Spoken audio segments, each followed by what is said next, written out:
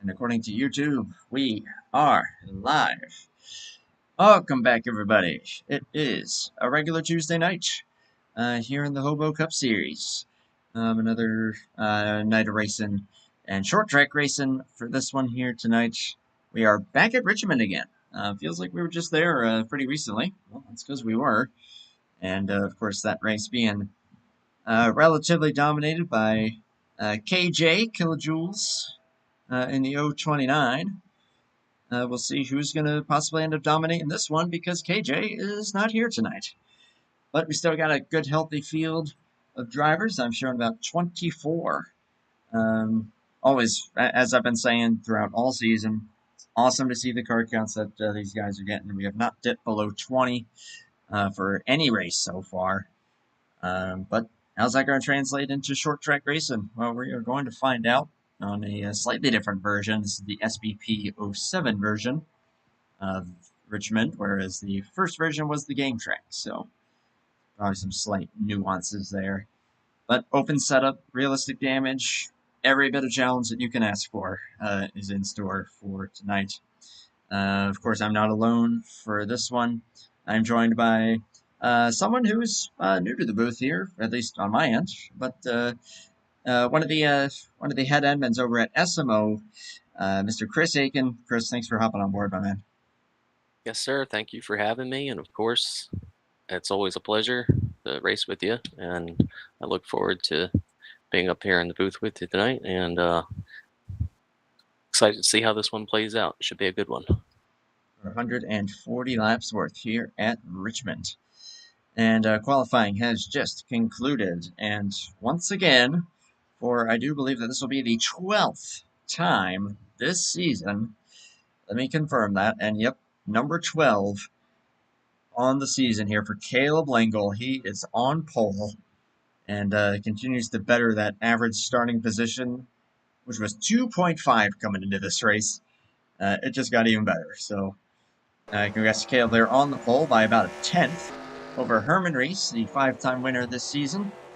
Jeff Stakanis will start in P3, and then it's Mac Daddy, Keith McLean, and Ricky Bumbalo with an excellent qualifying effort there in P5 to see if that number 85 can potentially do this race. Eddie Rayleigh, then Harry Codian, that's 6th and 7th. Jason San Diego, Wiley King, Steve Grant are the top 10. Of course, we always got to shout out the Team Speedland guys there. Wiley and Steve starting 9th and 10th. Also starting tonight will be Duke Sorensen, Mark DeSenza, Ron Simpson, Fugate, both the Rubino boys, Steve and Dan, Ryan Johnson, Rick Castle, Troy Donahue, Irv Johnston, and Ken Hansen all took lap times. Randy Smith, Bob Gibson, Monty Keller, and HB Hardy will all be taking the green flag here tonight. There's also some dude in the 753 in this server. I don't know who that schmuck is, but I'm pretty sure he's a pretty darn good driver. You know what I mean? Yeah, that's quite an odd number for anybody to use. I don't know why they would choose a number such as that, but that's something. I feel like perhaps he has other priorities this evening aside from driving. Just messing with our man Chris here. Like I said, one of the head admins over at SMO, which is another awesome place to race at. TarnationTV has streamed their race this past, what was that, Sunday was when that was. And yeah, they always put a good show over there, so definitely go give them boys at SMO some love. Thanks for the shout out there. We definitely appreciate it, and anybody that's interested, look us up, and we're more than glad to have you. Hey, I don't think there's too many places that you're going to find Indy cars running anymore, and you're starting that up on Thursday nights, if I'm not mistaken, here soon. Yeah, that's correct. Next Thursday, the 28th, will be the first IndyCar race of the season. There's going to be a short little 10-race series with the Indy cars on some of the former IndyCar tracks. I think the first one's Walt Disney World, and I'm not entirely sure. I'd have to look at the schedule, but there's a couple speedways on there, a couple intermediates. think there's one short track, maybe it's Iowa, but yeah, that should be a blast. Been quite a few years since we've run those, and that's always a lot of fun to run those. So if you're looking for something to do, something a little different, come join us for that. Should be fun. Go check them boys out, and of course they also run on Sundays and Mondays. So good time over at SMO. Of course, always a good time here at HOBO. Obviously, very different in regard to the realistic damage and the open setup aspect of it. Cup physics, it's a short track, which of course you're getting a good view of it, looking up the kind of D-shaped front straightaway. We did change out the camera, or the cameras here, so we're using the original Beam Track ones. Just gives you a little better view of things here, and I think it's going to give us a great view of just a challenge that we're going to be seeing, especially with these guys being very tightly packed as they generally tend to be in the midfield. That tends to be also where perhaps some trouble can occur. Everyone lifting off at different points. Braking zones are going to be different. So mind some P's and Q's here and try to give a little bit of extra space, at least early in the going, in a race that will definitely see these guys pitting at least twice with about a 60 to 70-ish lap fuel window. See KJ in chat there, missing you out here on the track, man, but glad to have you here nonetheless.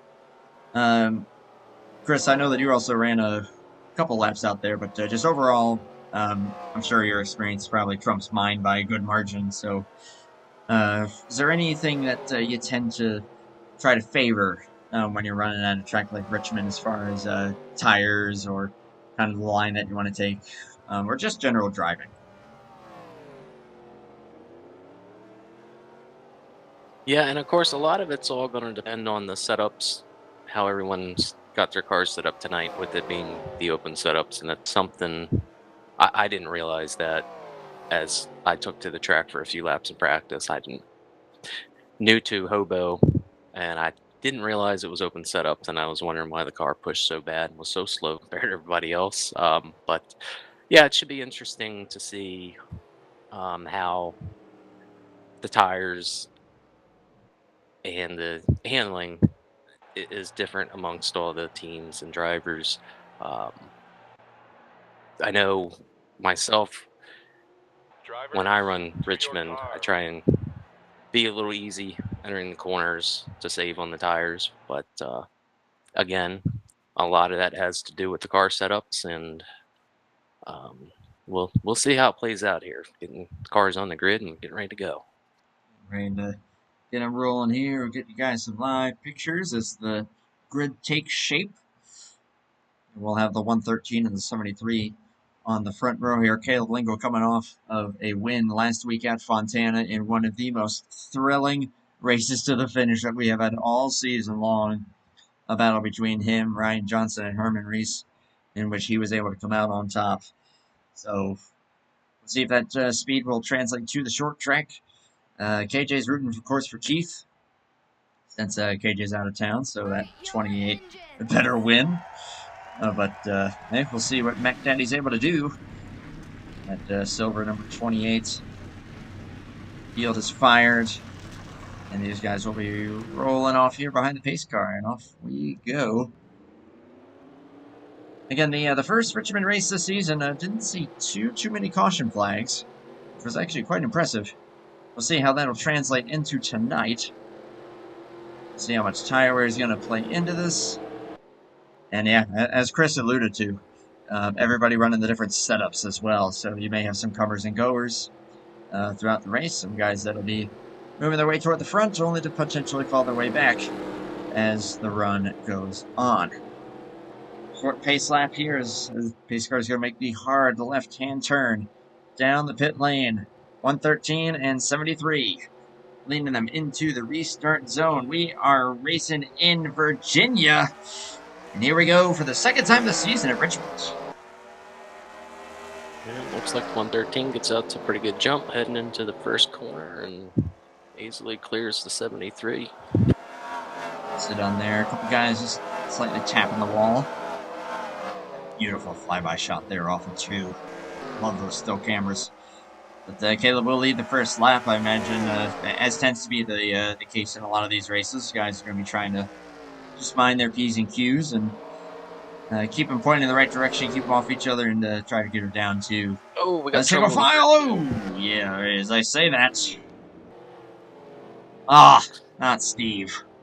Steve Rubino, and I believe that is Rick Castle involved. I looked up and I saw the 07 backwards are facing the outside wall head on, so I'm not sure what happened. Let's take a quick look here. That's a tough break there for the head admin here at HOBO, Steve Rubino. Out on lap 2. He has already opted to call it a night. A little bit of a stack up there, but oh, that looks like he just lost it. Yeah, it looks like he started losing it and just corrected it, and it just took a hard right on him, unfortunately. Yeah, the old sliding to try and correct it, and the next thing you know, grips, and see you later. Another one, Michael McDowell would know a lot about that. Yeah, Rick definitely got a little close to him, but it did not look like any contact was made. But unfortunately, 124 was also involved, and he's going to have a fair amount of damage. There's the one benefit of a short track like this, even if your car does get a little bit roughed up, even on realistic damage, as long as it doesn't affect the motor, your speed tends to not be too severely affected. Of course, some higher speeds on the front straightaway here, but I think all in all, as long as he's able to get that thing repaired, and as long as it doesn't have any engine damage, 124 should be okay to continue without too much of a hindrance. I say that. You never know with NR crash physics, but tough break there early on lap number 2 with Caleb Lingle out front.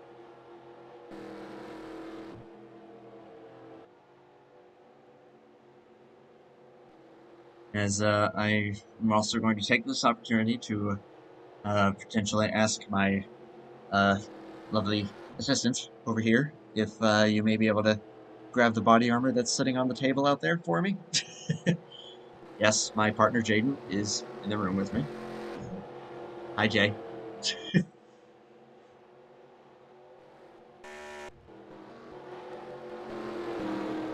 Now, someone that I always say to keep an eye on in these races is Ryan Johnson. Even though he doesn't tend to qualify very well, he often finds himself at least in the top 5 toward the end. So, 78, of course, back currently 16th, but I do expect him to be up toward the front at some point in the run-in here.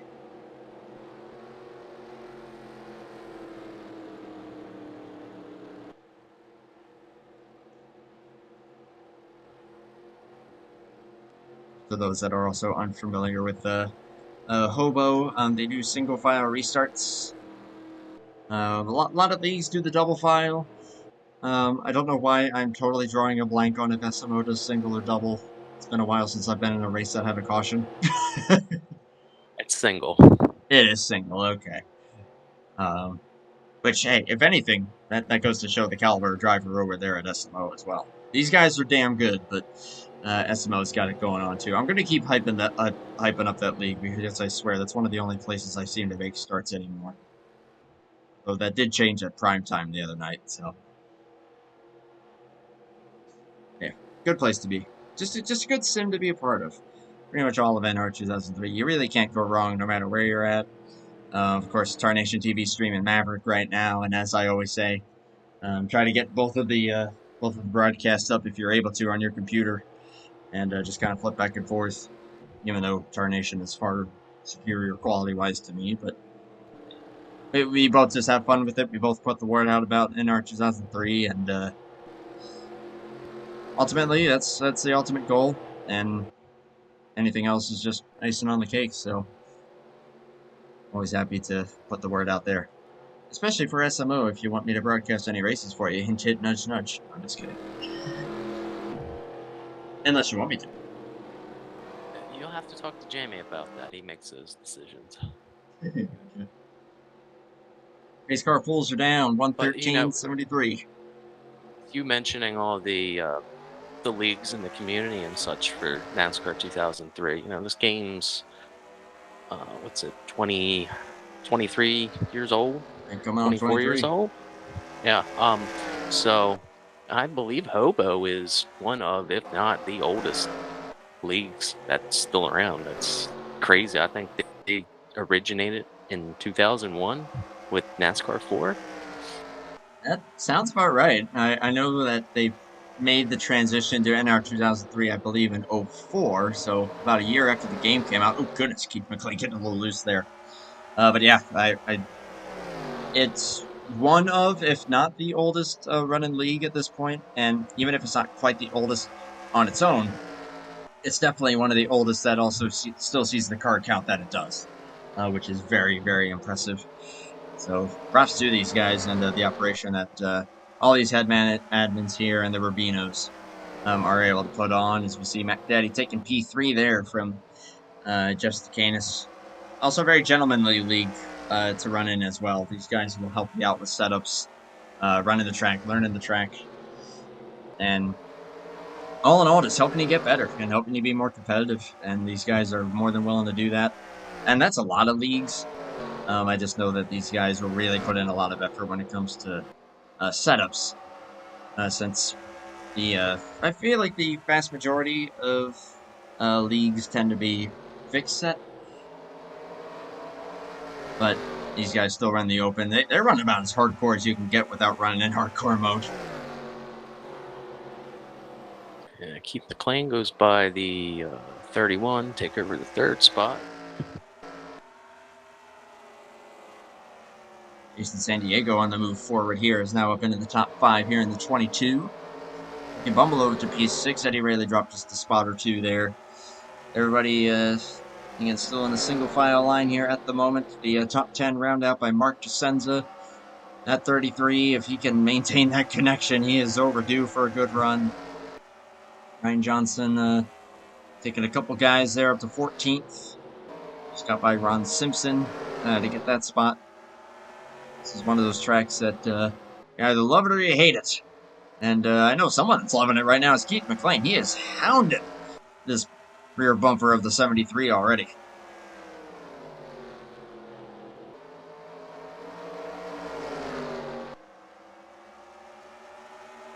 Wow, this top 4, they're like right under a blanket here, all bumper to bumper essentially, which pretty unusual to see for Richmond, but I think if I'm not mistaken, the SPP version tends to be a little bit more gripped up than the original version, so you can tend to be a little bit more aggressive. Yeah, and speaking of that, the 28 pulled right up on the back bumper of the 73 that last time, and I thought he was going to get into him, and he got on the brakes real hard at the last second to avoid making contact. But yeah, that's some awesome racing up at the front there with those top 4. About to be top 5 here. San Diego has caught up to the 31, and all 5 of these guys now pretty much nose to tail. Just the Canis, maybe just the additional nose behind. But Caleb Lingo still holding his own at the moment. Oh goodness, it was a slide there from the 28. But and even the 73, like, he is getting some runs here. He may have one here as he's going to take a look for the race lead. If he's going to get his nose down there, and he absolutely will. And Caleb's going to let him have it. So new leader is the Badillac, number 73. Whoa, look out. Yeah, it looks like the 113 is going to lose second spot now, too. Got a little out of shape going into turn 3 there. Yeah, I think he checked up at his usual spot, but 73 let off a little bit earlier, and Caleb almost wasn't ready for it. Thankfully, they were able to sort that out. Caleb looks like he's tending to be a little bit more aggressive on corner entry. But all of a sudden, that 73 starting to open up a bit of a gap. We saw the 28 just took the apron there. Oh, goodness. Jeff Stacanis looking to try to force his nose in there. My goodness, we're on lap 21, guys. Calm down a little bit.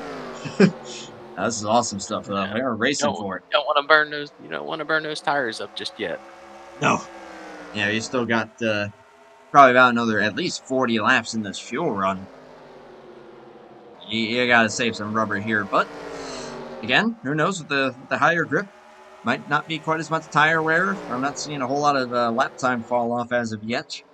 Actually, Keith McLean just ran his personal best that last lap, so tire fall off. Oh my gosh, he just went even faster. And tire fall off's not looking too strong as of this point in the run. Yeah, he's got the fastest lap on anybody. So for the 20.60 or 680. That machine is looking pretty stout here, at least as this run goes on. And hey, he's under pressure. Julian Wilson said, "Hey man, you got to win this thing. I'm not in this. Go get it for me." I keep using Julian Wilson and KJ and Killjoules all interchangeably. They're all the same person. I just saw that KJ uses his real name as his YouTube avatar, so I got my brain got scrambled there for a second. Then again, it's kind of easy to scramble my brain when you get right down to it.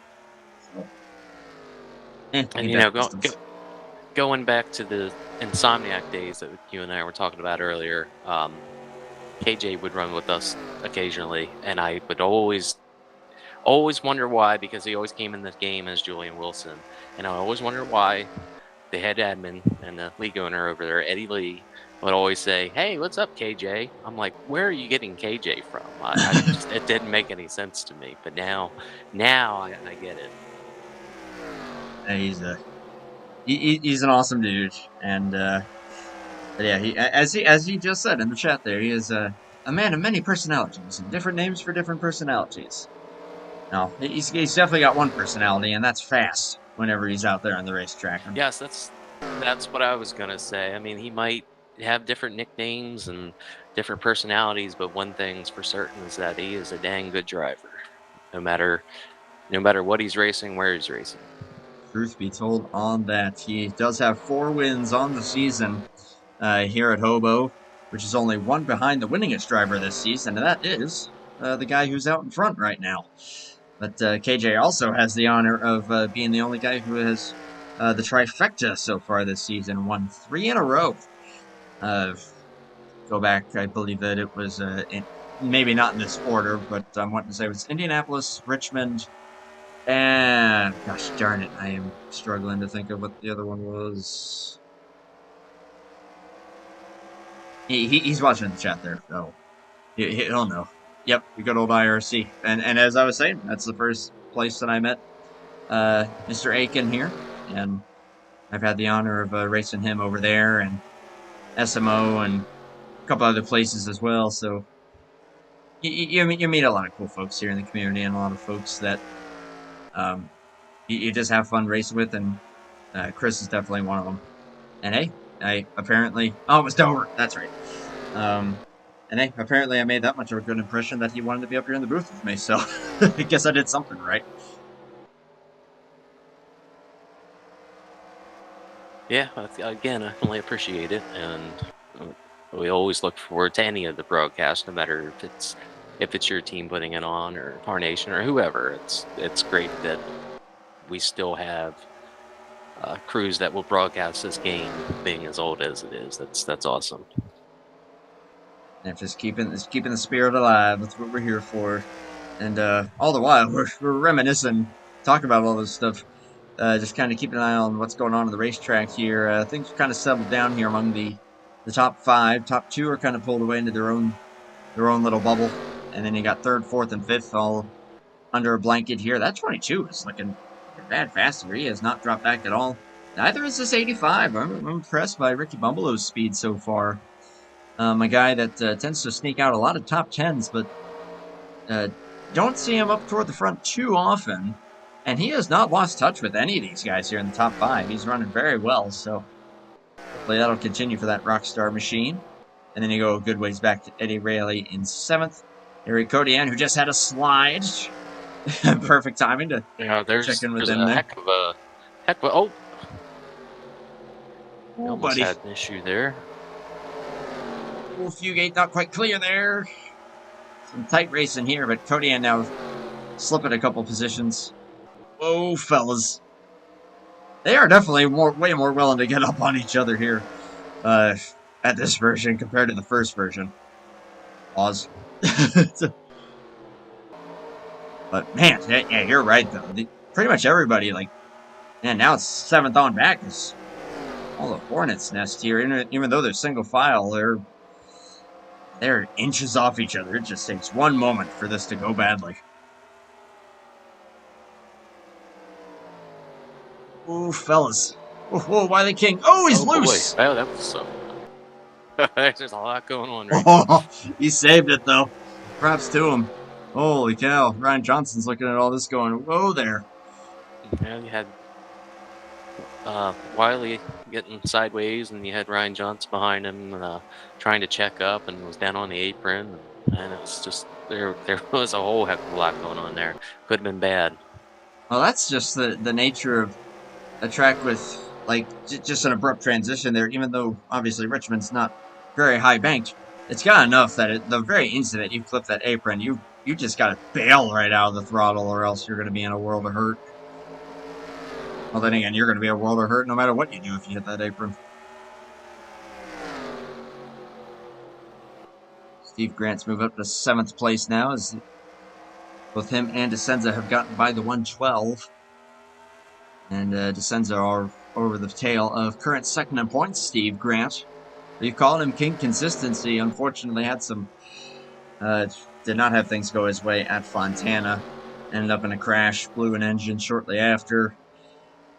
And looking for some redemption here tonight. The only driver at that one win, and that's at Darlington.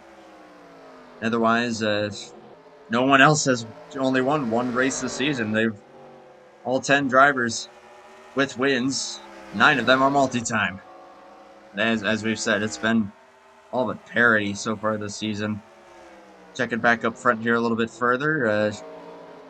22 has gotten by the 31 and is actually starting to slip back from Caleb and Jason. So handling might be starting to slip just a little bit on that 31.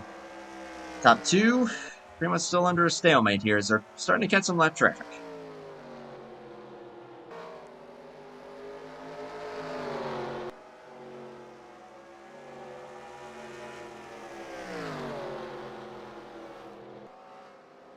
Traffic actually allowed Keith to maybe get just a little bit closer there to Herman, as their lap times really fell off there with trying to get by Herb Johnston there, which they were able to do so successfully.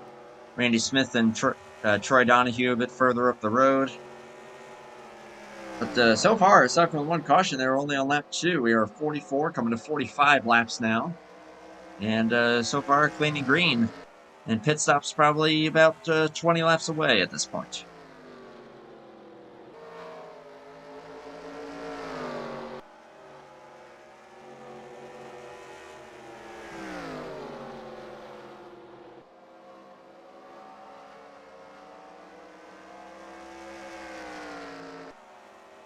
Starting to come to life here, as he was able to take that opportunity around the 49, and he has not slipped back since.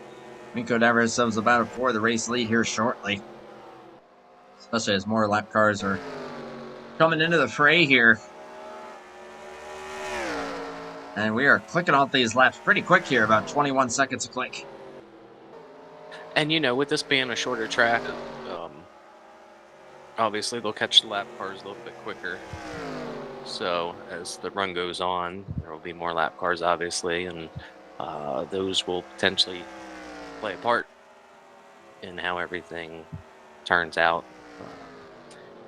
If anyone has trouble getting around a lap car, or lap car holds somebody up or something, it's only time will tell. But as the leaders work the lap traffic, we'll see how this plays out for everybody.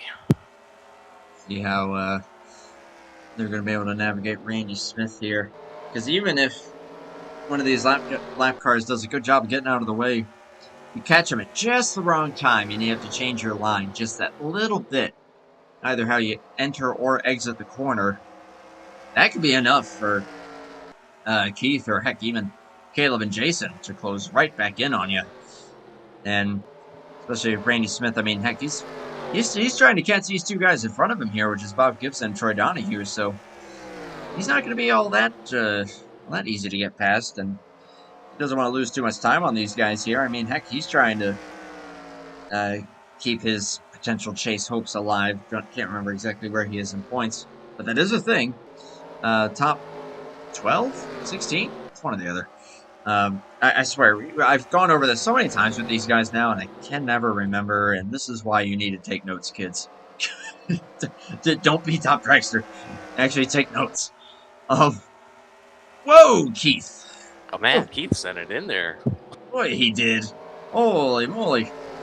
But I was just talking about catching the lap cars at just the right time or just the wrong time or whatever, and just as I said that, looks like Herman caught the 46 just the right time, or I guess maybe in his shoes the wrong time, and Keith pulled right up to his back bumper in turn 4, and then just didn't quite have the momentum. But you know, as we were just talking about, you catch these lap cars, depending on how you catch them, you play a big part in that you're battling with, catching you or passing you even. Oh yeah, I mean, heck, you're seeing what it's done now as the 113 and the 22 have right away caught up to these top two, and we are going to be seeing a 4-horse race here once again. Jeff Stacanis has not lost touch with these guys whatsoever. I thought that he was starting to fall off, but that is not the case. He is sticking with them. Is actually starting to close back in. Ricky Bumbalo's starting to drop back. Ricky's just in a lonely little spot here. He's got a few seconds to the guys in front of him. He's got a big gap to 7th. So San Diego just pulled off into the pits. Ooh. So it's like he's maybe trying to get a little bit of an advantage by being the first one to duck off and get those tires. Undercutting. All right, interesting. I mean, still good on one stop from here, no doubt about it. So that's going to be the luxury of the pit window being what it is, that these guys are going to be able to pit like all over the place as far as what you can do strategy-wise. And that's kind of the fun of it. But we've seen at the tire where it looks like it's just now starting to come in. These guys have lost maybe about, for the most part, a little over half a second on average. Yeah, about half a second, 6-7 tenths for some of these guys versus their best laps.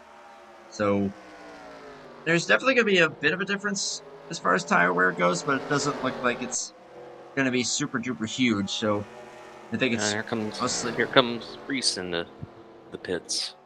It's going to be big there for the race leader. They're on down to 40. And the biggest thing you worry about with pitting early is caution coming out and you getting trapped a lap down, or in some of these shorter tracks potentially 2 laps down. Yeah, that's the risk you take, but at the same time it's a matter of like, all right, how's my car handling, what am I going to want to do? And if you got an ill handling car or you're slipping back, pitting early tends to be the general call. At least I know it is for me. See what these top 2 are going to do. Knowing Keith, he's probably going to be pushing the tires a little bit further here as he takes lap 60. So it is officially 80 laps to go here at Richmond in a race that has only seen 1 caution here in these first 60 laps. What did we say the pit window was? About 66 laps or so, roughly? That's about what my F3 was showing when I did hop on track briefly, so...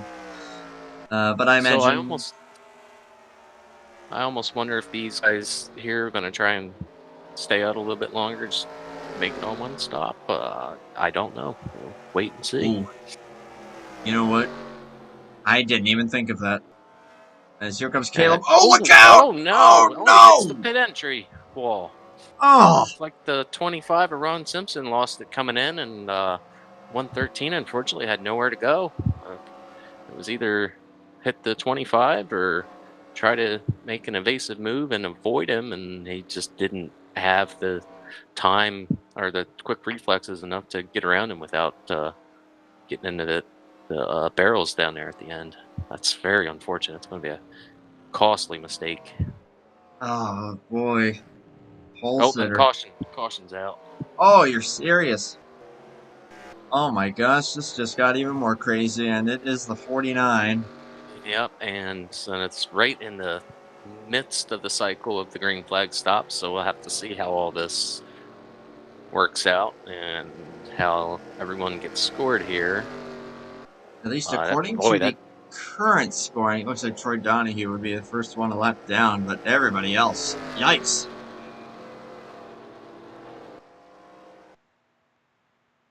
Boy, that really shakes everything up. This is going to be big right here, especially with what just happened there with the 113. Again, if he doesn't have any engine damage, he may be okay. He's had a pretty lengthy pit stop, so I'm not sure if he's got some severe damage or some engine issues. So the problem, actually, with what caused the caution there, it actually looked like Randy Smith was probably going to bring it down pit road, but he was right in the middle of the racing line and started to check up really hard. Don't know if his call out either wasn't sent or wasn't heard, but yeah, he was like right in the middle of the racing line, and Irv Johnson just was not ready for it. Nor was Duke Sorensen. They both ended up getting into it there. Yeah, that's my guess. Is Randy was going to pit, and 49.59 was just not ready for it.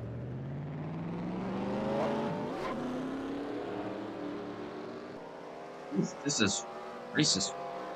Came into the scene there. Looks like for the most part, all the lead lap cars that pitted all came out in the exact same order that they came in.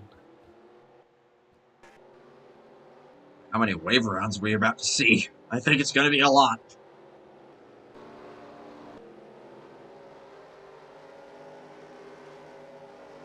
We're back to live. There's a look at the 113. That front end isn't as crumpled up as it was initially, but still see some buckling. And we'll see if his pace is going to be affected here. And let's see, did he fall? Did he fall 2 down?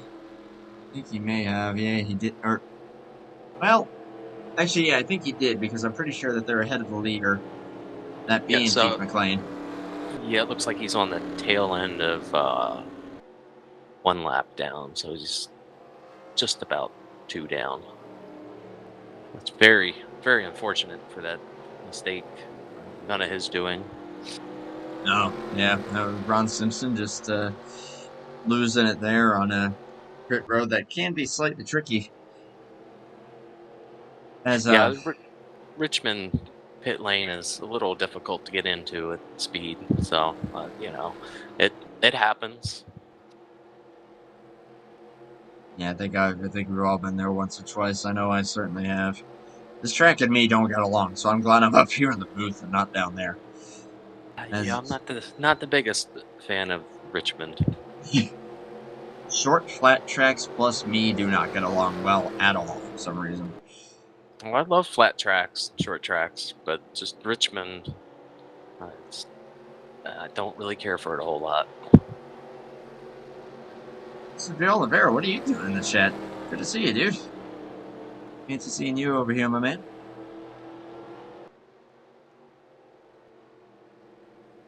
So let's see. So the 81's a free pass, based on where they were scored initially. Getting back on the lead lap is going to be everyone back to the 31. And then everybody else, who's also waving around here, was 2 down, so they're now going to be 1 down. Yeah, it looks like about 12 cars or so taking the wave around. Could be even more, I'm not sure. I just guessed. Wow, that's a bunch of them. And I think you're right. That's big, and Herman's one of them.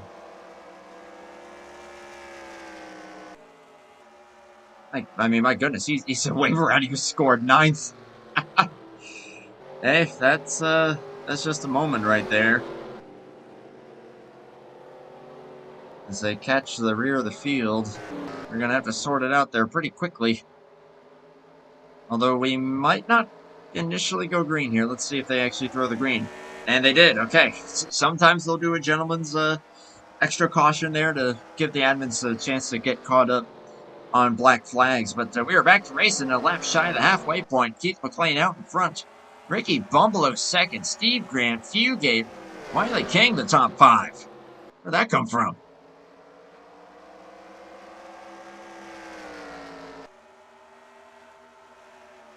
Halfway officially here at Richmond. And I will also take this opportunity to say that, hey, we've only got 2 races left in this regular season. And next week, it is Daytona. That's going to be fun. See how these guys perform on the super speedways. Of course, Eddie Rayleigh won the last super speedway race at Talladega. You think this is going to really shake things up? You just wait till Daytona. Oh, I am looking forward to that one. Well, that 28 got out a pretty sizable lead in just a couple laps since the restart. Yeah, he's definitely one of the stronger machines out there. His caution's back out. Ron Simpson in trouble there, 25 off of turn 2. And that is a crumpled up rear end there. Let's see what caused it. Uh-oh. Contact, potentially. Oh, yep. Jeff Stakanis got into him there. Kind of a bad angle to see exactly what transpired, but a spectator cam here. That tends to be this track actually has a pretty good one, so yeah, that maybe shows a bit better. Kind of just looked like one of them moved down and the other one moved up, just right about at the same time. I don't know how I just showed my desktop there for a brief moment. That was bizarre. But let's try that again, shall we?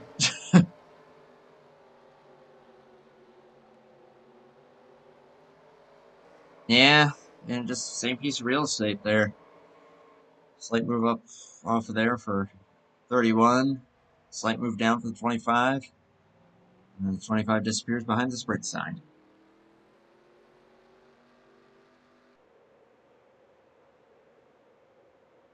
Over there for the 25.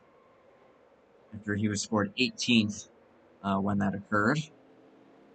And a couple of the lead lap cars come down and get service. Looks like Herman Reese, the 112, and the 31. So it should be interesting to see what happens when we go back green and how that'll affect the front runners that stayed out and did not pit. And you know what's actually interesting about that, and I'm glad you brought that up, is that we're on the cusp of that fuel window that we were talking about. And Herman Reese was clutching pretty good there as he was catching back up to the field, so I think that could put these guys into a position to make it. The leaders, don't know about that. Without some caution help.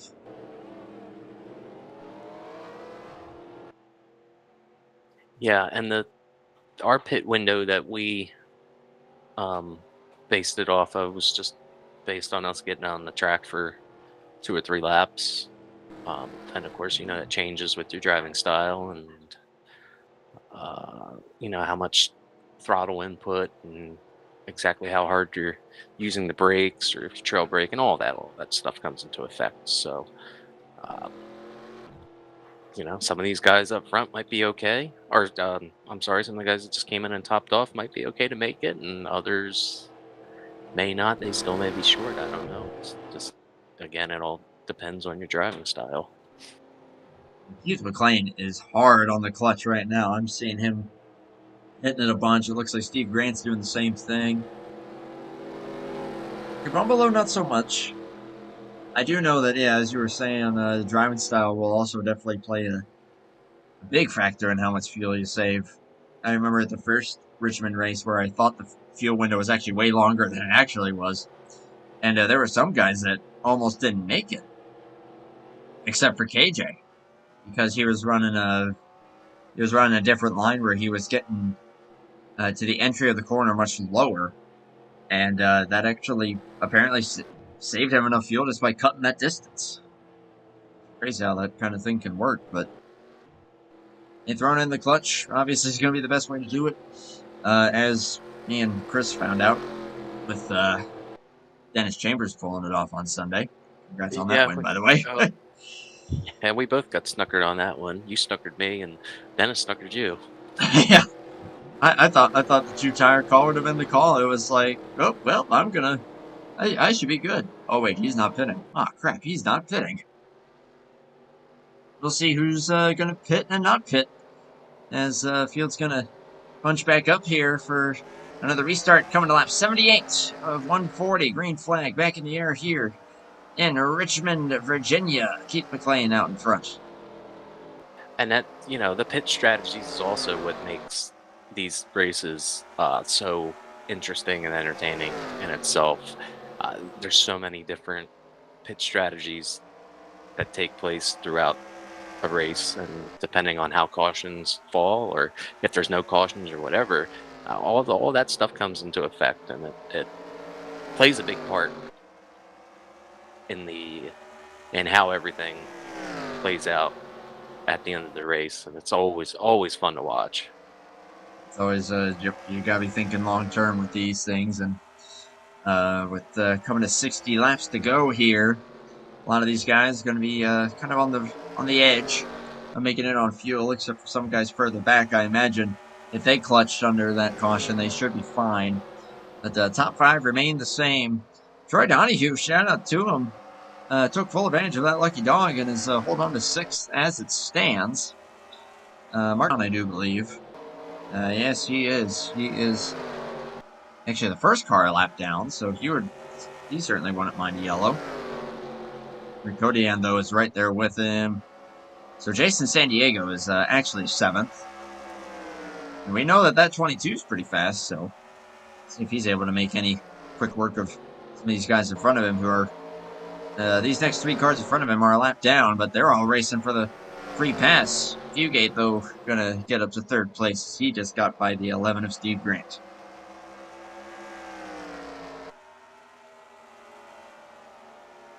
Oh. You're taking out your teammate there, Wiley. Got a little dodgy. Or Pontiac-y. Aha, hardy har. Dino just slid off the turn 2 and hit the wall pretty hard. Oh, keeps it straight and we stay green. A lot of smoke. Good to see it. We're keeping it green. Caleb Lingle. That thing's looking pretty wounded. Scored 20th. Oh, there's someone with problem. Oh, Donahue. I just hyped him up being in 6th. But no caution. Wow. That's a shock. Oh, Descenza this time. On turn 2, he's going to collect Kodian. Hold up. Whoa, 49. Goodness gracious. That'll be the yellow. Okay, well, I take that back. That wasn't a big... I should look like it from the angle I was looking at it from. There was cars. Looked like going everywhere, but not a bunch of smoke. Hey, that's... that could have been 10 times worse than it was, given the number of cars in the vicinity. Ooh, Ryan Johnson was lost side damage. That's a good break for Bino. He can come in and repair that right side damage he got from hitting the wall a lap or 2 prior to that. As we're seeing the spin there for Descenza. And he tries to save it. Unfortunately, collects a 13. 13 actually may end up coming out a bit worse than from that. Okay, well, let's see what happens with the pit stops here. It looks like everybody's in. Go back to the live shot here and see what the call is going to be. And yeah. Go back live and everybody is in. This should put everybody now officially in a window to make it. Yeah, it looks... Yeah, the only lead lap card that didn't come in was the 31. Other than that, looks like they all hit the pit road to come in and top off and get some tires and go out and try and battle for the win. Grant jump back ahead of Fugate, who appear. Oh yeah. Oh, L number 9. Oh, don't stop on the track. Yeah, don't do that. The next guys must be that far back. See if anybody waves around here. It looks like we may have two that are considering it, being Duke Sorensen and Monty Keller. I haven't mentioned Monty's name yet in this race. Let me see. Yeah, it's been a Monty Keller. I just wanted to say hello to him. It's been a while, and he used to be a regular at SMO and for the longest time, and we miss you. And obviously he ran at IRC back in the day as well. So it's good to see you, Monty. I think that's another driver that first time I remember racing against him was IRC. He's putting himself back on the lead lap here. If he does indeed stay out, Jeff Stakanis will be the race leader. Looks like he might be opting for the track position play here. I think he topped off under that last caution, so I think he should be good on fuel. And with the fact that we haven't seen tire wear play that big of a factor, so far at least, I don't know. We'll see what he's able to do with this. Brian Johnson comes screaming by here to get his free pass. And Mark DeSenza racing hard for that, unfortunately, and ended badly for DeSenza.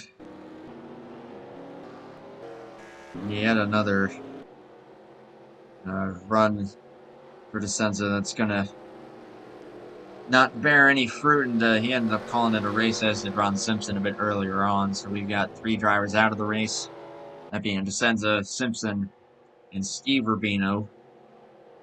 Several guys lapped down still from 16th back through 21st. As lights are out, it will be exactly 50 laps to go here.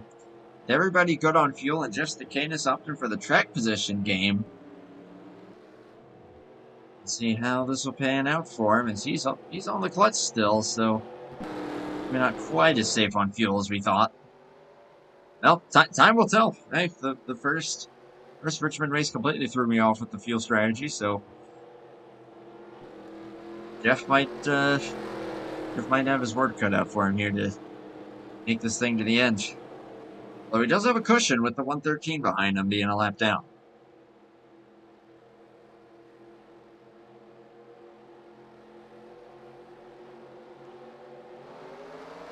Green flag back out. Great jump there for the 31. That's a huge jump. Wow. That was big. Yeah, I think this 113, yeah, he's just trying to limp this thing around to a best finish that he can. Yeah, I'm just seeing him getting swamped, and I know Caleb, that is not him. Damaged car or not, that is not him. So, yeah, I think that's just a car that's absolutely fried after he hit those sand barrels. Thankfully, didn't make a mess, though, and didn't have to clean up an entire beach worth. But oh, and he's in the wall just as we're talking about him. Yeah, it's not going to help. This ain't going to help. Keith McLean already on the tail of 31. Like, how long is this going to last? Before Keith says, nope, that is my lead. Give it back. And they closed it up big time on the corner exit there, turn 2. And Keith has been the car to beat here tonight. After what happened to the 113, I'm going to look to the inside, going into turn number 1. Jeff has to back out of that one. And back to a familiar spot is Mac Daddy in the 28.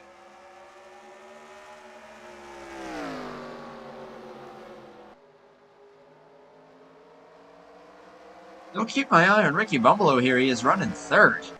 And this race, I'm going to knock on wood for him, since I'm saying this out loud, but this race has been very, very fruitful for him. Qualified very well, has not fallen outside pretty much the top 6 or 7.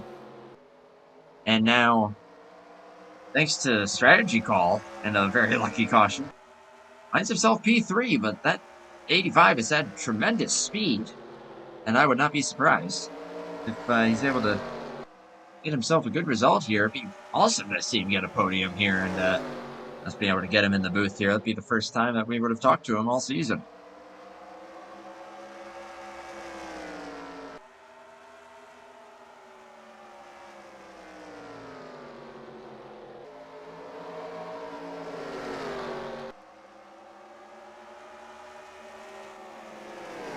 Got our camera focused right now on Steve Grant running in 4th. Also looking for a good run as he's been on a kind of a slump here lately. But Herman Reese, the point leader, currently P5, right behind him. Yeah, it looks like he's under attack from Herman.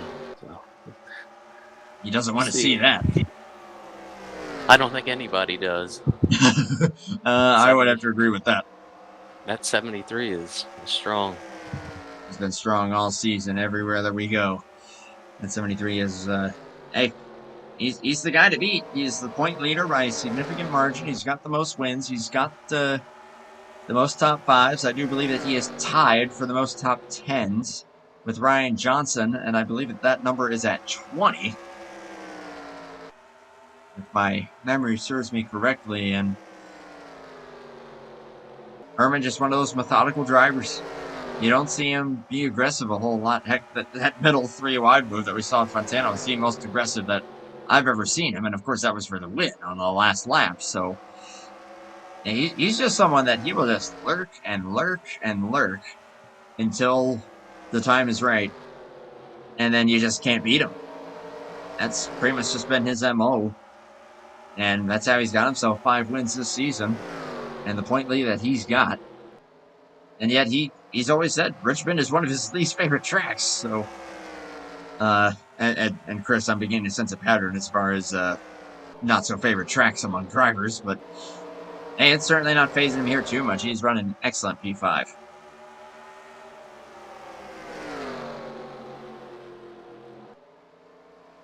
Yeah, and you mentioned that he's been pretty dominant most of the season, and he's got the most wins and all that. But even if you don't win a top 5, that's always good to bring home a top 5.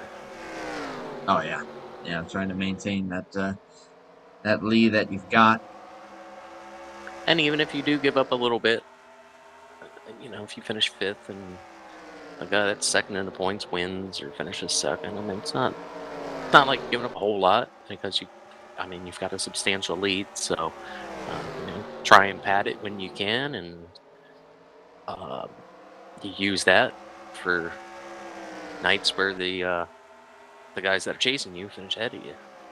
Yeah, and heck, his nearest competitor is only 1 spot ahead of him, so. And he's definitely got an opportunity that if he wants to, he could probably try to pounce for that position. Speaking of positions here, though, man, we got top 7. All relatively nose to tail, not quite as nose to tail as we saw these guys in the early goings, but still all very close together, still right in it. All the way back to Jason San Diego here. Shout out to Ken Hansen, who's found himself up at the 8th position.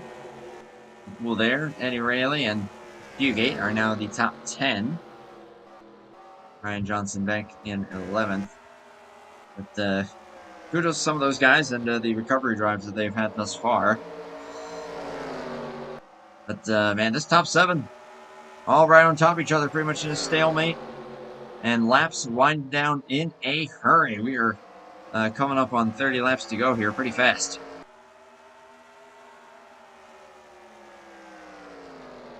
Yeah, we're not even an hour into the race, and we're almost completely done. So, yeah, these laps click off pretty quick here at Richmond. Especially when you don't have too many cautions. I believe if my count serves me correctly, we've only had 4. I'm pretty sure it was 4. And one of those being on lap 2, so whoa, some swirliness there off of turn 2 there for quite a few drivers. Oh, speaking of which, Steve Grant. Oh, boy. Oh, he downshifted. Trying to save that thing. There comes Herman. Oh, shut the door on him. Wow. Yeah, he did. Herman's, looks like the 95. Oh, okay. 95 got up alongside of Reese there for a second and thought better of it. Herman had the better arc there, so. But those top 2 are pulling away a little bit from the 3rd place car now. After they all had that moment, that's going to give Ricky Bumble a little bit of breathing room, but just like that, Steve Grant coming right back up here. Yeah, Steve just about lost it. Herman got into the back of him, and somehow they all kept it pointing in the right direction. Somehow. But yeah, Steve. Oh wow! Yeah, I saw him make the peak there. He's looking pretty racy. I don't know if he shifted on purpose or if that was just the game saying that he's doing something, but I swear he just shifted. Yeah, he just shifted right too. Wow. All right. Interesting. Well, I guess if you have it geared in a certain way, you want some extra drive off the corner, that's the way to do it. Don't know how well it's going to work out, but if it gives you an opportunity at third. See if he does it here again this lap as well. Wow, shifting at Richmond. I've seen it at Martinsville. I can't recall when I've seen it at Richmond, but it's working. He's got himself to the door of the 85, and he's going to stay there. I'm going to say if he can stay there through this set of corners, he should be able to complete the pass. Yeah, there he goes. And then bringing Herman with him as well. Props to Ricky doing everything that he could to try to hold on to that podium, but unfortunately it's not quite going to be, as he will slip back to P5. Steve Grant up into third. And one of the Team Speedland guys, pretty much the team leader for Speedland.com. And that crew of Pontiacs, himself and Wiley King. And Keith McLean's looking pretty stout at the moment, inching maybe just a little bit further away from the 31 as they run. Of course, we got some lap traffic coming up ahead here, though, so things could get interesting. We saw how much that allowed the gap to close when it was Keith and Herman earlier on, so This is far, far from over. Yeah, because you got to realize that these lap cars up here side by side and all battling for position as well, so that could come into effect. Catch up to Irv Johnson here.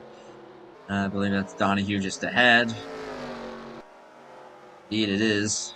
Irv gonna kind of check up there to give Jeff the corner exit. Steve Grant's gonna go ahead and follow suit there.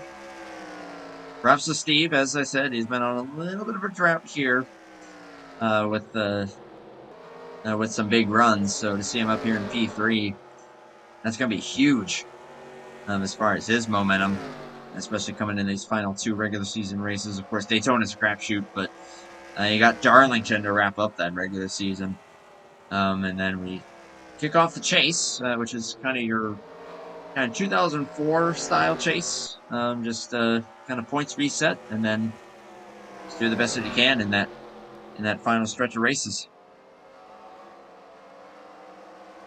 Yep, I believe if you're going to have any sort of playoff or chase type point system, that's the one to use. Me personally, that's my own belief. But I don't like the playoffs and eliminations. Yeah, I feel you on that one, honestly. Oi, granted, I've done pretty well with them. I've won championships, and I think all the formats. So, but yeah, it definitely is. I see why NASCAR did it. I don't like it in this game, in a league format.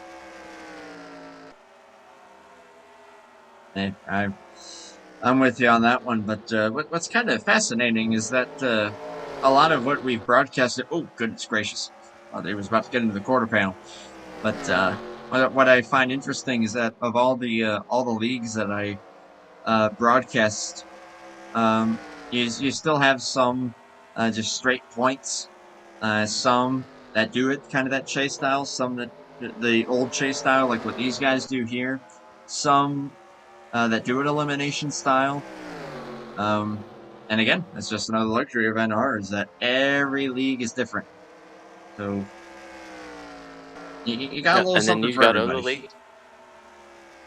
And then you've got other leagues just use their own custom formats, and that's pretty neat as well. And as we're mentioning that, this 11 is shot out of a canyon. He is closing fast. Shit.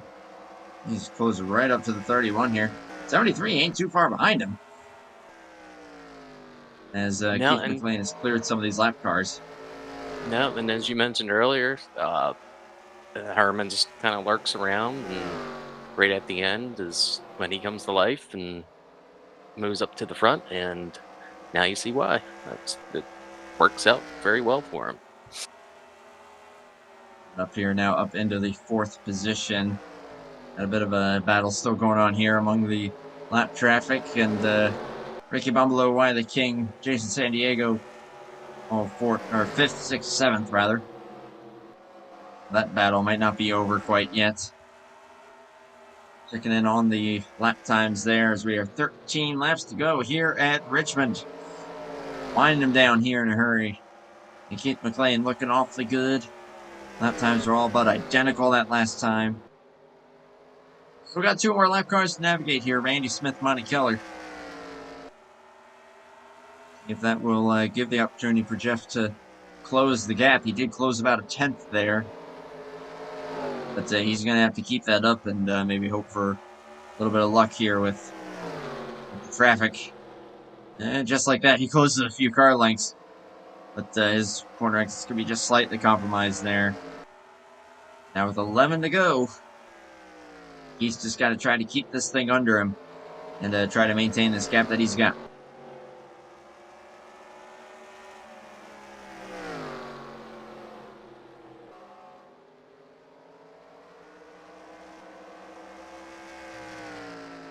Ten laps to go here at Richmond. Still got Monty Keller coming up here. A couple guys that race with each other a lot over at Bomb Squad, BSR. Another league that we've had here on the channel a few times. And pretty easy work there for Keith. And he's looking to be pretty much in the catbird seat at this point. 31. He pulled quite a bit of distance that lap. Yeah, about 2/10 based on the lap times. Of course, Jeff is on slightly older tires. He opted for that track position play, but ultimately it's going to work out beautifully for him. He would have struggled to finish top 10 if he hadn't opted for this call, and if things continue to go as they are, he is looking great to finish runner-up, which is also a result that I know that he's looking for after he's also had a bit of a quiet streak of races as of late with things not really going his way. I keep throwing this stat out about Jeff, and I just find it very hilarious that in all the races we have run this season, he has not finished 6th or 10th at all. All of his top 10s are top 5s. That's just always a funny stat to me, and it looks like that stat's going to continue. That's not a bad setup, though. No. Much rather have a top 5 than a top 10. Ain't that the truth? Again, another driver that I would say tends to just lurk and not make much noise until it matters, and that is that Steak and Shake machine. And the strategy call is going to get him up into that runner-up position. Excuse me. Yeah, here we come to 5 to go, and it looks like Herman's putting the pressure on the 11 for the 3rd position, so keep an eye on that. Yeah, that'd be big there to get a podium. Now all these guys are starting to maybe get just a little bit closer together here, 2nd through 4th.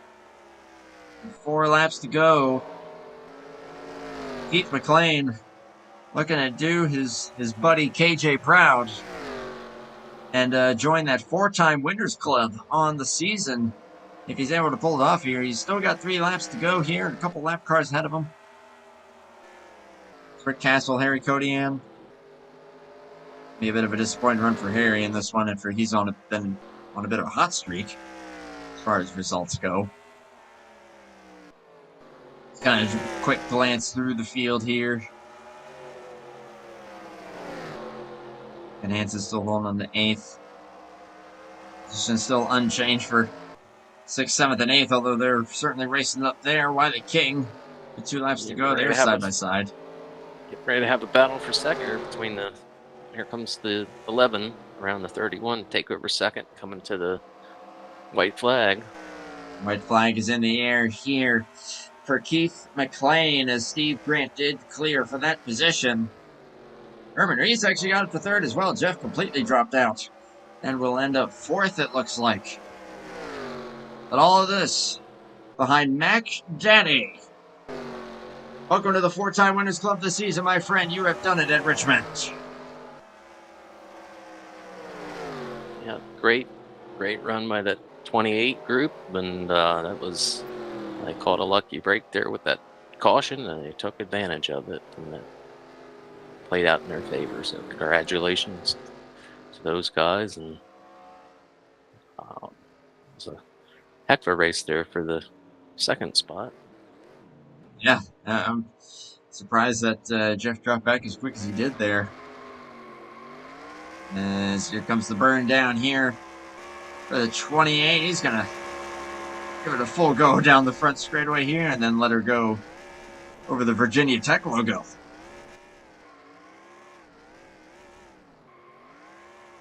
At least I think that's what that is. I don't watch college football. Awesome to see you, though. Mac Daddy with a big win there. That's a great looking car, too. I think that's the Buddy Baker Grey Ghost paint scheme. Yeah, he's been running that car a lot, as well as the Davey Allison Haviline scheme. Although the Haviline car wasn't bringing him a whole lot of good fortune. Ever since he swapped over to this Grey Ghost, he's been tearing it up. And he gets win number 4 on the season here. I do believe, yep, absolutely. So, great job there for Mac Daddy. And how about that for Steve Grant and Herman Reese going to get the podium spots here? And earlier we talked about how Keith had set the fast lap of the night, and he still did, and he bested that and ran a 20.617. So awesome job. Had a lot of speed out of that 28 tonight. Yeah, it looked like it was going to be either him, Herman, or possibly Caleb. That would have been the class of the field here tonight, just kind of based on what we saw. But, of course, Caleb has his problem when he was coming onto pit road. Herman getting caught a lap or two down earlier on with where the pit stops fell. Keith was staying out there on the track, and it ends up benefiting him. And ultimately, that will get him a race victory. And as we said, Grant and Reese, second and third. Jeff Stakanis will fall back to 4th place, but still a considerable gain based on where he was earlier on. Actually, with how quickly he fell back there, man, he even lost a second and a half to those guys. I wonder if he ran out of fuel. Now that I'm thinking about it. Yeah, it was very sudden, or I don't know. It looked like all the tires were up, so I don't think it was a tire failure. But yeah, maybe the car started to hiccup a little bit, and he was getting low on fuel and slowed up, and they got around him. I'm not sure. Yeah, that would be my only guess for the sudden drop off there, but still going to be a considerable gain from where he would have ended up anyway. So still 4th place, Yeah, and he rolled the dice, and it worked out pretty decent. Yeah, wasn't quite the win, but still an excellent finish there. And Wiley King got emerged with a top 5 there after him and Jason San Diego were able to get by Ricky Bumbaloo, which is still an awesome run there for Ricky, finishing 7th. Of course, I was hyping him up throughout the night, and still going to finish within about that range. So awesome stuff for the 85. Ken Hansen, Fugate, Brian Johnson round out the top 10. Andy Rayleigh, the only other car on the lead lap, finishes 11th. And then Monty Keller with 12th. Donahue, Smith, Codian, Castle, Dan Ravino, Duke Sorensen somehow ended up 2 down, although I think I saw him on pit road during that final run. Caleb Lingle, that's going to be very disappointing there. Going to end up 19th. At 113, man, I'm telling you, feast or famine. Bob Gibson, Irv Johnston all managed to finish the race. Mark Cosenza, Ron Simpson, Steve Rubino, ouch, at the end of it all. That's awesome stuff there, and a very quick race here at Richmond. And we got some guys coming in here to get some words with, and we will start with our P3 finisher. Just kind of going down the order here, and we'll start with Mr. Badalak himself. User was moved to your channel. That is Herman Reese. Do you copy? I got you. Go ahead. Yeah, man. Just squeaking out third place there after it looks like Jeff. Don't know if he ran out of fuel or just kind of gave up the ghost there, but Yeah, Jeff ran out of gas. He said 3 to go. It said we got a pit, and he did an amazing job on those tires. And I was shocked. I was telling him, I'm like, man, you are still hauling laps. I was just telling Keith, this is the best setup that I've had at Richmond since we went to 2003. Worked hard on it. I took the Iowa setup. I figured why not? It won. Hardly made any changes come out here, and it just was a rocket ship. I just got some bad luck there. yeah. I was about to ask you. I mean, you were leading there for a while, and you and Keith were looking like pretty much the class of the field there during that particular run. And then you short pit just a little bit, and then the caution comes out, traps you a lap down. And then from there, it was just a mountain to climb. But as you said, though, the car definitely seemed like it helped you try to get back up there along with the wave around. But I feel like you would have had anything for Keith there had the strategy worked out in your favor. If the would have gone green, yeah, I would have. I would have probably re-inherited the lead depending on how good of a stop, because I came out and blasted off some 60s right out of the gate, and we were. Car just didn't fall off. I mean, when I pitted, I think I ran a 21.2. I had to pit. There was no short pit, and I had about 2 laps of fuel left because I was running pretty hard there because the car would take it. I mean, it was the thing was just so doggone good, and Keith ran a different gear than I did, so he had another 10 laps of fuel roughly, and that's the way it goes sometimes. I was fortunate to get the waiver. I tell you, I'm not very good. I told you I wasn't very good here, and then I was P2 in qualifying and ran like that. I was looking like I was a liar. I was thinking that, like, man, you said this wasn't one of your best tracks, but man, you got a winning car there. But I guess that'll be my other question for you is just kind of based on how both the first race here at Richmond this season went and this one. It seems like Richmond in particular is very sensitive as far as how you drive the track and how you have it geared, and how it impacts your fuel burn. I haven't noticed that quite as much at other tracks. Is that am I just seeing things, or is that happening a lot with Richmond? It does, and I think that's like with the 22. I think he had to pit before me because he's with his trail braking and how much gear you're in. The other Richmond, I don't run as hard. You can't. The earlier Richmond race we ran, I couldn't run as hard because the grip fell off so bad and the cars got loose. Here, I never got loose all night, so I could just make adjustments, and I just think the best car I think won. I think Keith and Caleb are 2 of the best here, and it really comes down to who gets up front and don't make a mistake. Right on to that. I'll turn it over to my co-host Chris here. Of course, no pressure, but if you do have any questions or anything for our third place finisher. No, I can't think of anything. Just wanted to say great job on your third place tonight, and look forward to watching you battle on the track for this championship, man. It's been a heck of a season for you so far, and keep it up and go get that championship. Thank you. Yeah, it's we've had a really good year with the team and working out. And like I said, this setup would not have applied at the other Iowa track or the other Richmond track, and it just working with my teammates, trying different things. It seems like we keep getting better, and we have to because Caleb and his team are every week are bringing it. So it's been fun, and great win to Keith McLean. He's been due, so that gets him back up there a little closer to me. And I want to win here, but finishing third and being competitive as we were, I didn't have to use any kind of strategy. Is a good night for me. It's not one of my favorite tracks.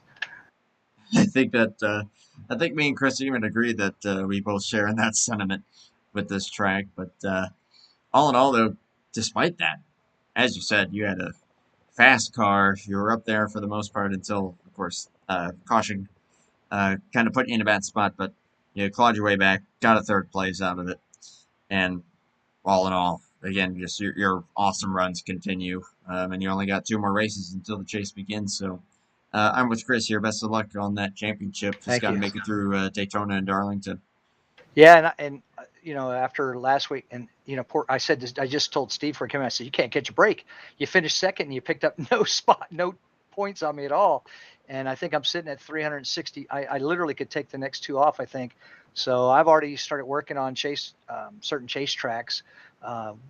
Daytona is pretty much anybody's. It's a crapshoot. I got fortunate enough to win that one earlier this year and took the pole.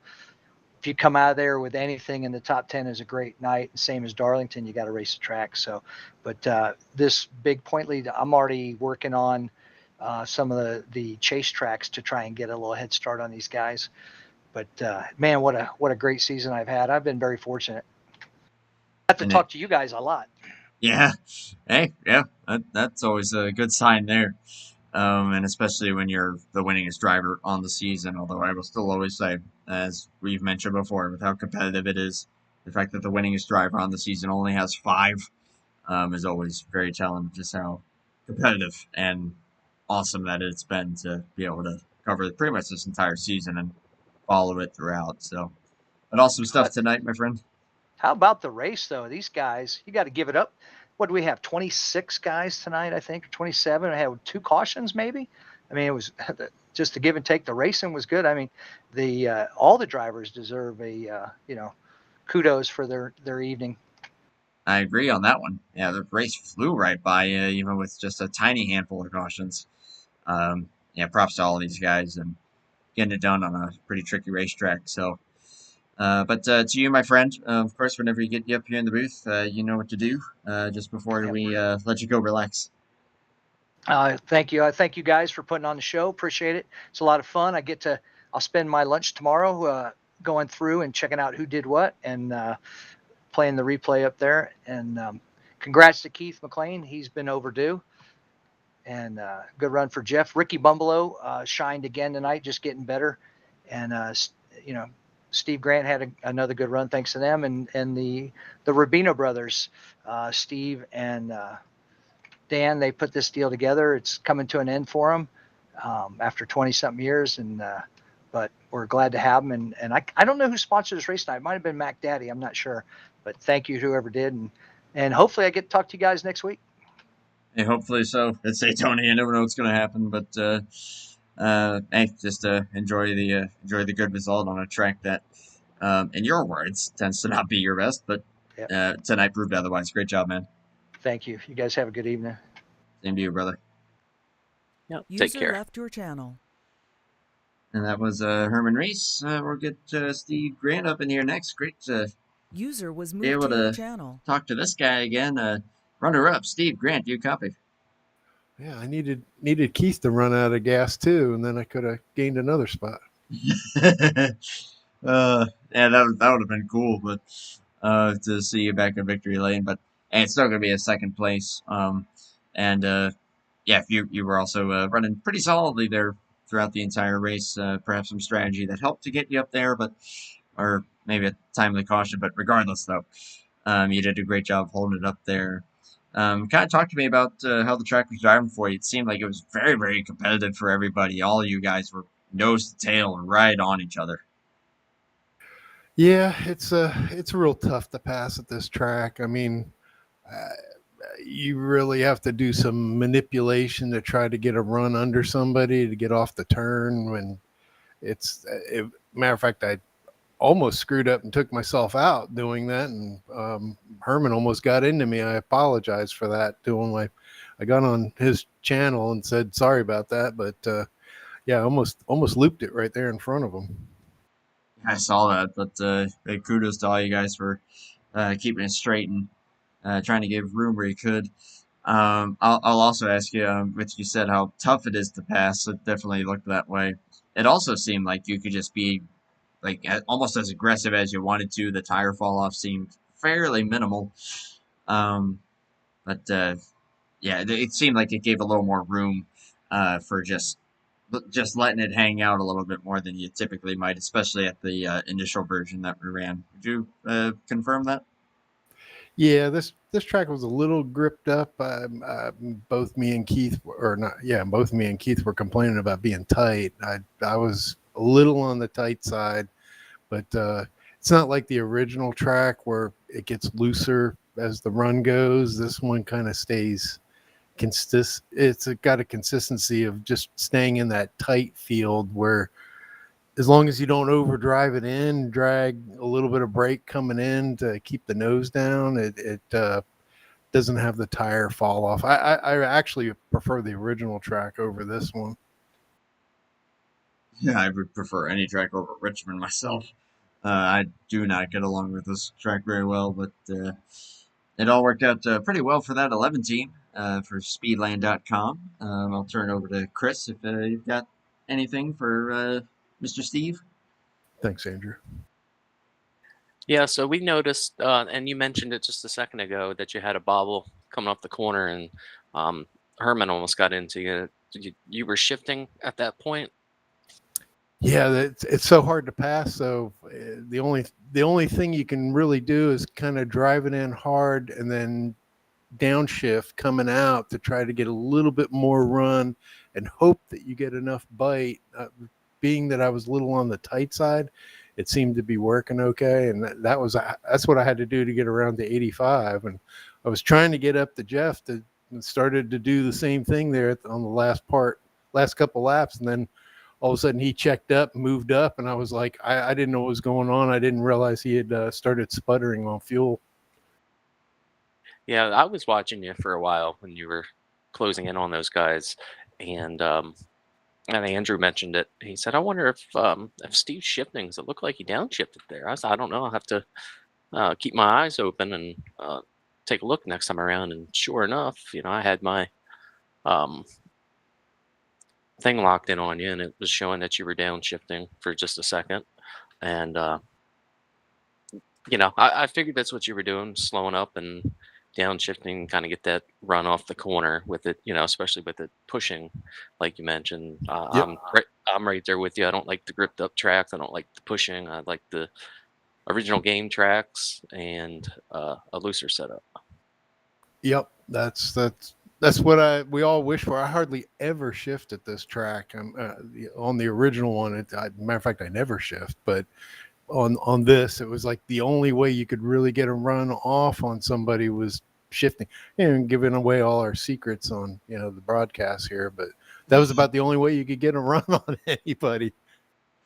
Hey, yeah, I do remember these gripped up Richmonds. They are tough. It's like Monaco in a way in that regard. So I feel you. Doing what you can do, man. I applaud you for that. But I applaud you for hanging in there, getting that P2, even if it was going to be P3 without what happened to Jeff. But regardless, great run. Great to see you get up there especially after last week.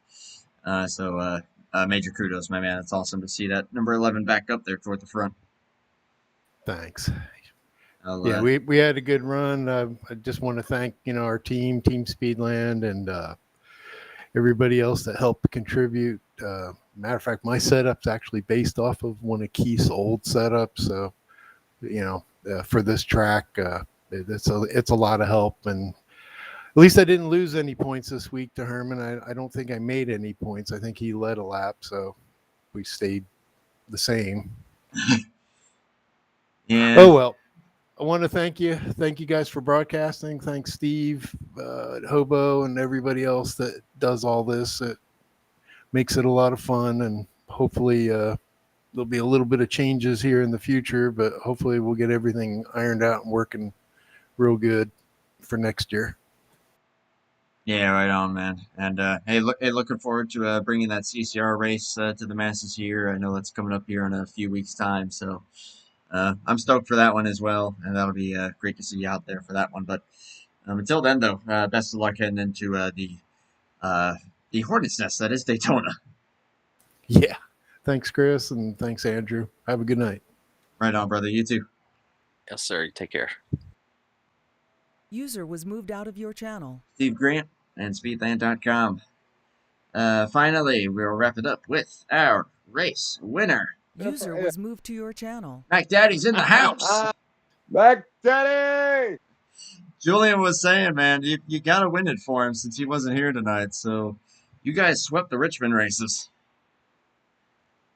Yeah, he told me I didn't have the hair on my. Wait a minute. If I didn't win the race tonight. Something like that. Nah. It was a good race, dude. Hours, what, 3 or 4 minutes? That was pretty good. Yeah, that was fast. Very few cautions, tiny handful. Nothing too catastrophic there. Caution that admittedly fell in your favor quite a bit, but fell in favor of some other guys, really set some other guys back. Caleb had his moment. I heard about that. Yeah, he had to avoid Impaled the Ron. wall or something? Yeah, you'll be able to see it on the broadcast. We caught it right as it happened. But Nice. For you though, man, that 28.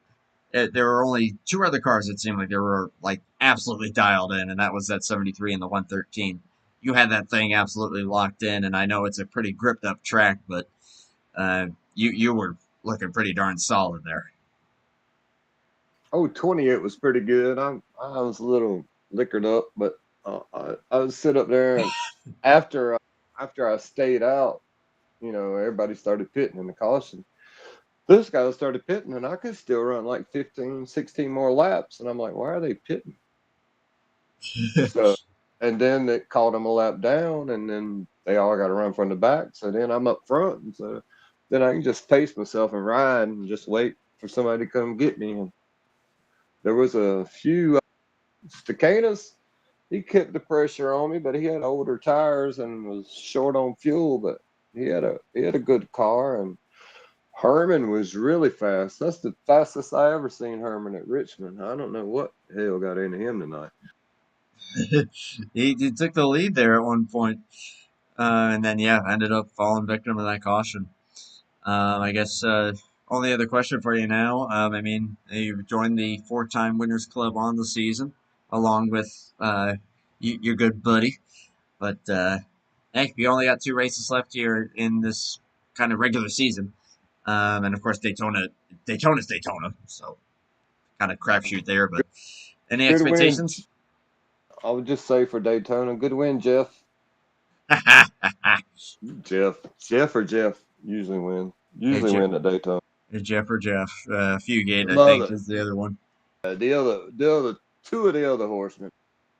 It's got to be one of the horsemen, right? That's right. I'll turn it over to Chris Aiken here if he's got any questions or any thoughts for Mac Daddy over here. Yeah, so Andrew just mentioned a minute ago that, or I'm sorry, you just mentioned a minute ago that everyone else was pitting early, and you said you still had about 15 laps of fuel left. Why are they pitting? Well, we were kind of wondering the same thing, as because I don't know exactly what your fuel window was, but Andrew and myself took track for a couple laps in practice, and it was about 66 laps roughly or so. Not taking into consideration the cautions or driving styles or anything like, but we got to wondering ourselves up in the booth. A lot of those guys started ducking off around lap 50, lap 60, and it got to about lap 64, 65, and I started wondering. I said, I wonder if these couple guys that are staying out are just trying to make one stop race. And well, then obviously the caution came out and worked in your favor. But I'm gonna assume that's what you had planned. Yeah, because everybody started pitting. You know how a short track is, and you go through the pit cycles. But I had plenty of fuel to run, and I would have still been. So when the caution came out and I came back out, I was 7 laps short. But, and you know how a short track is, 7 laps. I mean, at a half-mile track, you can make that just by checking up a little bit. I mean, it's not hard. But then we got the other caution, and then I think Jeff stayed out, and I had a little bit better tires and a little bit more than enough fuel. So, but he had a good race. Jeff was really good tonight. Herman, my teammates were good. Steve Grant had a really good run. So it was a good race, man. What we have 2, 3 cautions? I think it was 3. I'm wanting to say. I thought it was 4 at one point, but I think I was wrong on that. I know we Yeah, I had think you're right. one or 2 early, and then we had that one late. Yeah, I think it was just 3, but that was awesome. Yeah, that was cool. Just a couple cautions there. Yeah, as far as fuel saving goes, I mean, don't ask me and Chris about that. We were both still having flashbacks to Sunday night, but Oh, what did y'all do Sunday night? we both got beat by a guy who 2-stopped us in a 3-stop race. Fast? Is that where y'all SMO. are? SMO. Dude, I used to race at SMO back in the day. That was a long time ago. Hey, get your butt back over there, man. It's a good time. I was advertising the heck out of it during the broadcast. But hey, SMO is a great place to be. HOBO is a great place to be. BSR is a great place to be. I mean, good grief, yeah. It's as I've said to everybody on the CCR. channel. CCR, don't forget CCR. CCR, yeah, mentioned them. We're going to be broadcasting a race of theirs here in a few weeks. We're looking forward to that one. We're bringing up prime time here on Saturday nights coming up soon. What Yeah, is this? Prime time, Saturday night. What is yeah. that? That's Graham McDonald's deal that he's got going on. I think he kind of took over the reins from what was Talladega Nights. Oh, super speedways. All right. Yeah, that'll be super Never speedways, mind. but they got some other stuff there. But anyways, regardless, we got a lot of awesome stuff coming up. Sounds great, man. Sounds like everything's going good for you.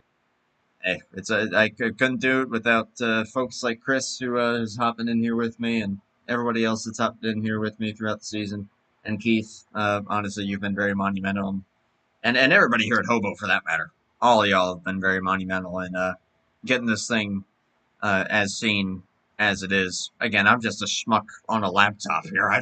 I ain't no tarnation. I'm gonna tell you what, we've had a great response. Lots of people have put out and help make this happen this year, and I think Harry sponsored M4S, my 4 sons, his construction business. He sponsored the next 5 races. Thank you, Harry. We appreciate it. But I mean, it all goes back to HOBO racing.